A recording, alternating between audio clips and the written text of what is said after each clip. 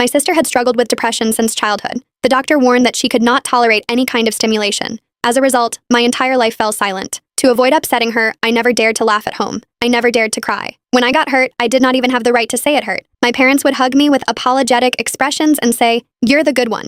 Your sister's illness requires the whole family to work together. You're healthy, you're strong. Let her have more, okay?" One day, I accidentally knocked over a cup. The crash sounded enormous in the quiet room, and my sister's emotions shattered at once. My father struck me for the first time. He roared, "Can't you be careful? Do you have to push her until she dies before you're satisfied?" He shoved me to the floor. The back of my head slammed against the corner of the table and blood poured out, but my whole family rushed to my screaming sister. No one even glanced at me. I lay on the cold floor as my vision blurred and my consciousness began to fade. To them, my sister's feelings were the only emergency. My small injury could wait. They did not know that bleeding inside the skull does not wait. I lay on the cold floor, a steady, dull ache pulsing at the back of my skull. Warm blood slid down my neck and pooled beneath me, a dark puddle spreading across the tile. My father's voice boomed above everything. "Couldn't you be careful for once? Do you have to push her until she dies before you're satisfied?" The shout rattled inside my head. My ears rang and the blood kept coming. On the sofa, my sister Stella Somerset had folded in on herself. She drew her knees to her chest. Her shoulders shook. Both hands clamped over her ears as she shrieked, sharp enough to sting. "She did it on purpose. She wants me dead. Make her go away.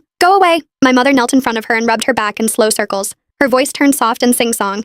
"It's okay, baby. It's okay. Mommy's here. The bad sister went away." I tried to push myself up. The room tilted hard to the left, then lurched back. Dizziness punched through me, and I collapsed again with my cheek against the floor. The edges of my vision darkened. Black crept in like smoke and swallowed the corners first. "Dad, Mom." My voice came out thin. Almost nothing. No one turned. My sight blurred. The ceiling faded into a pale smear. Somewhere beyond it, old memories surfaced, as if they had waited for the moment I finally stopped fighting them. I saw myself running home with a certificate clutched in both hands. I had earned first place in my grade. My heart had felt too big for my chest. "Mom, I shoved the door open, breathless. The words spilled out. Before I could finish, she snatched the certificate from my hands and shoved it into a drawer as if it were contraband. "Rainy," she whispered, panic in her voice. "Don't let your sister see it." She lowered her voice even further. "You know how this goes. If you do well, it will set her off." I stood in the doorway with my arms still half extended, as if my body had not received the message. My smile froze. "But Mom, it's the first time I ever got first place," I said. My voice shook. "The teacher said I could apply for early admission.